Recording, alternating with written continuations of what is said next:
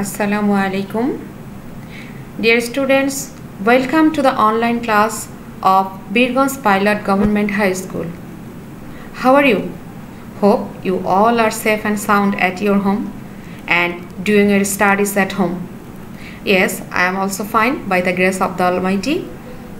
Today I am here again with a new class with you. So let me have my introduction. I am Laila Afroza, Assistant Teacher English, Birganj Pilot Government High School. Today I will take another class of English second paper for class 9 and 10, and I will continue my topic on transformation of sentences. I hope you all will watch the class attentively and enjoy it, and you can also take notes from this class. Okay, let's start.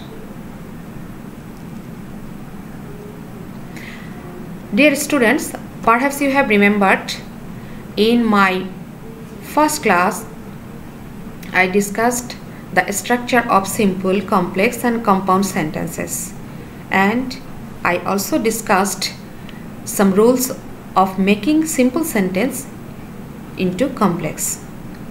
So today I will start from rule number 4. Okay, what does the rule number 4 say? If you find to or in order to in a simple sentence, then how you will make it complex? Look at the example. Simple sentence, I went there to see my friend. In complex sentence, it will be I went there so that I could see my friend. So what's the difference? In place of to, I have used so that, and after so that I have add and subject, a modal verb to make the finite verb and complete the sentence. Again, Jahid works hard in order to make a good result. Jahid works hard so that he can make a good result. So the same structure, in place of to or in order to, we have to use so that, and after so that we have to make a new clause adding a subject and a modal verb can, could, may or might. So you must remember the rule. In case of to or in order to in a simple sentence, you have to maintain the formula. You have to use the first clause. After the first clause you have to write so that, and after that subject, and you have to choose a modal verb, can or could or may or might, and after that the main verb. In this way the sentence will be turned into complex. Next rule. Okay, at first read the sentence. I saw a bird flying in the sky. What is the construction of this simple sentence? Here you can see here is a transitive verb because it has an object. I saw a bird. Bird is object, and after the object there is a present participle. If you find present participle after the object, then how you will make it complex? Read the sentence. I saw a bird which or that was flying in the sky. So I have to choose here a relative pronoun like which or that, and after that a verb to be will be used, and after that the present participle, and it will then turn into a finite verb. So the whole sentence will I saw a bird which or that was flying in the sky. Again another example, he saw a boy running in the field. Again boy is object, and after object there is a present participle. So to make it a complex sentence, I have used he saw a boy who was running in the field. So you must remember, when you are making this type of simple sentence into complex, you have to use a relative pronoun who, which or what after the object, and you have to take a to be verb and after that you will have to write the participle. Then you will get two clauses and the sentence will become a complex sentence. Clear? Our next rule. Look here, the construction is that if you get any object like him, her, us, them or you after the transitive verb, then what happens? I saw him going to school. Here him is object and after him we find a participle. If I want to make it a complex sentence, I will have to write I saw that he was going to school. So after the verb I have added relative pronoun that, and the object him has turned into a subject he, and then I have chosen a to be verb was, and then going. So was going is a finite verb, and then I have write the extension to school. I saw that he was going to school.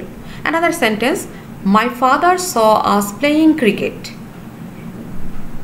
If I want to make it complex, then I will have to write my father saw that we were playing cricket.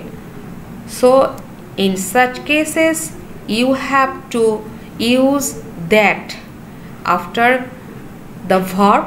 You have to use that as a relative pronoun, and after that you have to make a subject and verb to be and the main verb. Then it will become a new clause and the whole sentence will turn into complex. Clear? Now rule number 7. In any simple sentence, if you get any participle or adjective before a noun, then what will you do? Yes, look at the example sentence.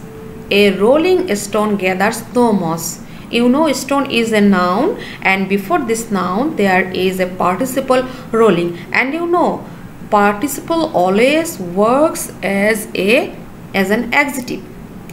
So how is the stone? It's rolling. It's an adjective. So if you want to make it complex, you have to write a stone which is rolling gathers no moss.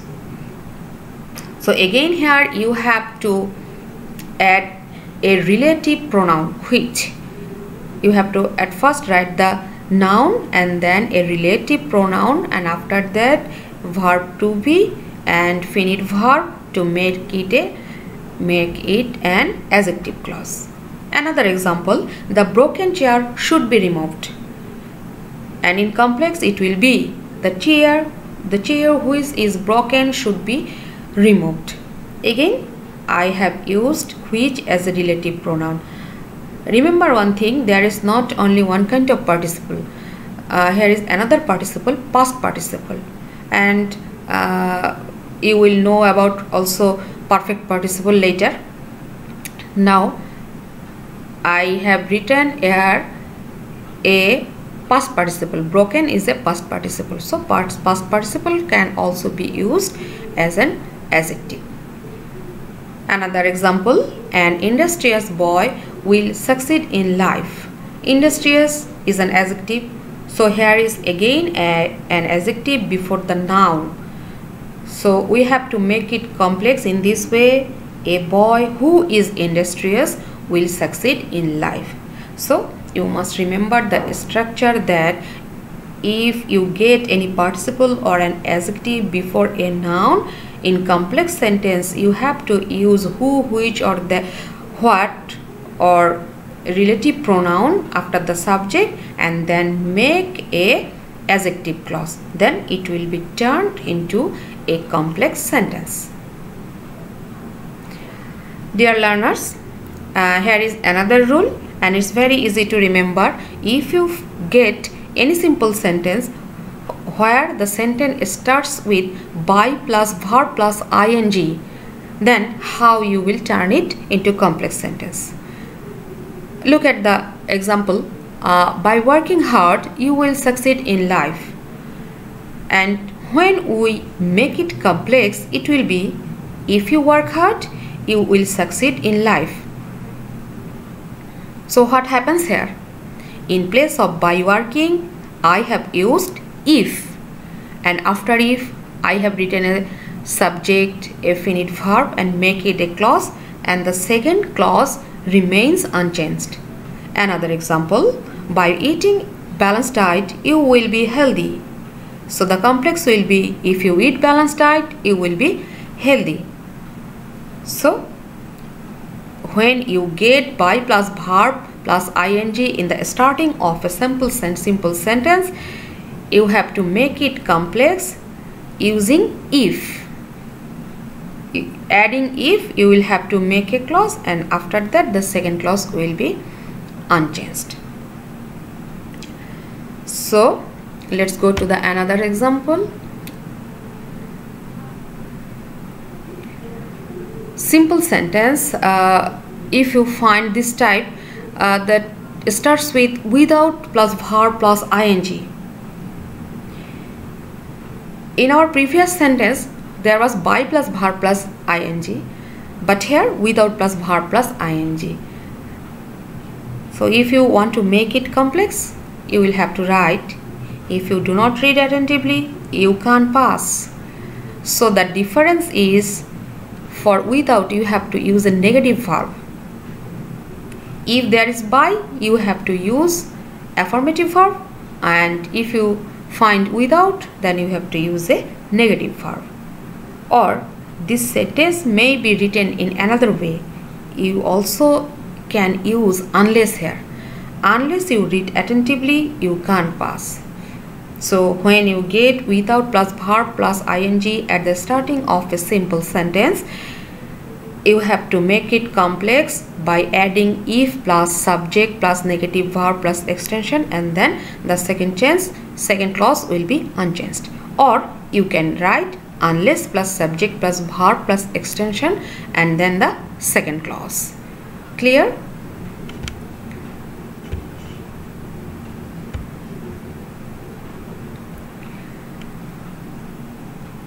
So dear students, I would like to give you some exercise for practice. Today the rules I have discussed, perhaps you have understood, and try to apply these rules in these sentences. Transform these simple sentences into complex, and it will be clear to you if you practice this type of sentence or transform these sentences into complex. So dear students, I would like to finish here for today, and again I will like to remind you, do not forget to wear a mask when you go out, and wash your hands with soap, and always maintain your hygiene. Stay home, don't go out without any reason. Stay home and stay safe, and continue your study at home. Make your home your school. So again, I thank you for watching the class and hope to see you again. Allah Hafiz.